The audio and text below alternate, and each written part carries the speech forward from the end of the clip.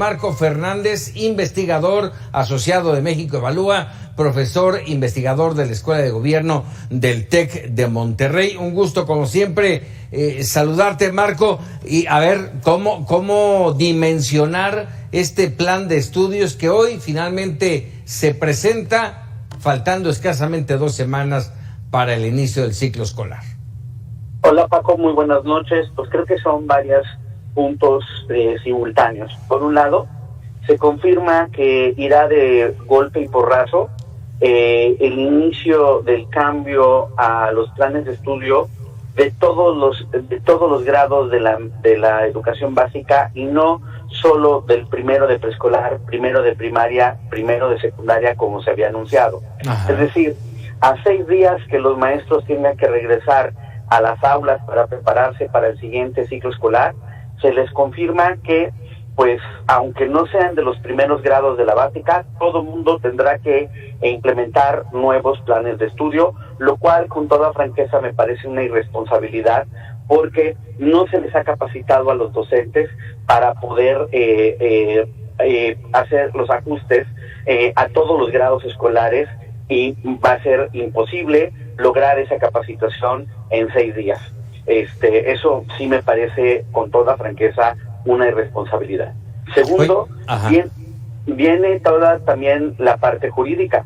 El viernes se tiene contemplada la audiencia constitucional del amparo, de uno de los amparos, el que es más visible, el de la Unión Nacional de Padres de Familia. Veremos qué determina la jueza, porque por un lado se sortea ya entonces lo que no había hecho la autoridad en términos de publicar los programas y planes de estudio, pero eso no termina por sortear los otros 2 observaciones que le había hecho la autoridad, precisamente la muestra de las consultas, tanto a los docentes como a los padres de familia, y sobre todo cómo va a explicar la autoridad que ya mandó a hacer los libros de texto por algo que acaba apenas de publicar.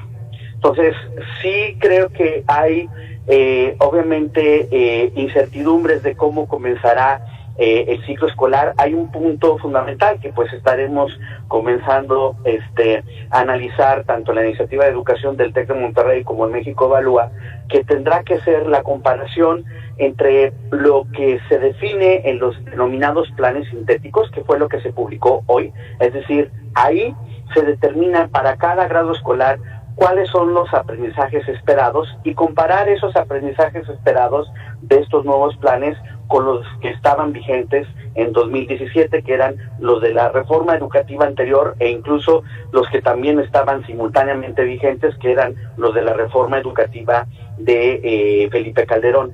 Ahí esa comparación es fundamental para saber si se confirma o no el temor, por ejemplo, de la reducción de los aprendizajes de matemáticas, más allá de el problema de los contenidos de libros de texto. Entonces, hay una serie de incertidumbres que se tendrán que estar analizando en los próximos días de cara al inicio del ciclo escolar. Oye, Marco, a ver, déjame, hay una preocupación, yo lo veo así. Efectivamente falta la decisión del tribunal en torno a la distribución o no de los libros de texto gratuitos. Si esto fuera una negativa, que los libros no se distribuyan, ¿qué sigue? La educación en México se queda empantanada. No, porque se tendría que utilizar el material de los libros de texto anteriores. El problema, la verdad, tiene que ver, por un lado, en que sí no queda claro que haya una consonancia, una armonía entre los planes y programas de estudios que hoy se publican y los libros de texto que ya se mandaron a hacer. Dos, que hay un problema muy serio, porque el lunes se le pide a los docentes de toda la educación básica del país que se avienten cursos intensivos de 5 días para capacitarse para la implementación de nuevas estrategias de enseñanza que se contemplan en estos nuevos planes de estudio. Y eso es una irresponsabilidad mayúscula. O sea, de cara al problema que tenemos muy serio de afectaciones de aprendizajes derivados de la pandemia, se le pide al maestro: ahora, aviéntate unas cuantas láminas, unos cuantos materiales que te van a dar, unas cápsulas de video y demás, y con eso tú aviéntate a tratar de ver cómo haces lo que se denomina, y perdón por el lenguaje que pareciera técnico, pero aquí es importante para los papás y mamás que nos están escuchando. Una cosa son los planes sintéticos, es decir, donde se define qué se espera que aprendan los estudiantes para cada grado escolar, que ahora se van a agrupar en denominadas fases educativas, y otra cosa es lo que le avientan al maestro diciéndole, mira, tú vas a hacer tus planes analíticos, es decir, tú vas a establecer las estrategias, los ejercicios para poder llegar a esos aprendizajes esperados. El problema es que en estas vespertinas que hemos tenido a lo largo de estas 2 semanas, o de semana y media, la propia secretaria se ha confundido. No tiene ni siquiera claridad entre la diferencia en estos dos aspectos. Por un lado, primero dijo que no, que lo que se iba a consultar entre maestros eran los planes sintéticos, y luego, cuando ya se dio cuenta que se había equivocado, 2 días después nos dice, no, los planes sintéticos los definimos la autoridad y los planes analíticos los van a definir los maestros. Ese tipo de errores que pareciera el lenguaje de especialista, el problema es que sí tiene, incertidumbre en la forma en que se preparan los maestros de cara al nuevo ciclo escolar. Y es ahí donde está la preocupación. Hoy, quien nos está escuchando, sabe que sus hijos, sus hijas, respecto a lo que tenían que haber aprendido durante los años que estuvimos en clase a la distancia, no lo alcanzaron. Este primer ciclo escolar que fue el año pasado, que comenzamos a tener clases presenciales, poco a poco hemos tratado de recuperar lo no alcanzado. Pero ahora, en medio de que todavía no terminamos de recuperar todo, le avientan al maestro esta nueva responsabilidad y le dicen, pues trata de encontrar la manera de en 5 días encontrar una nueva capacitación para hacerlo. Es una franca irresponsabilidad, Paco. Marco, pese a todo esto, pareciera que la llamada nueva escuela mexicana va porque va. Sí, o sea, el problema es que en los proyectos políticos de los partidos, lo que menos les interesa es el aprendizaje de los estudiantes.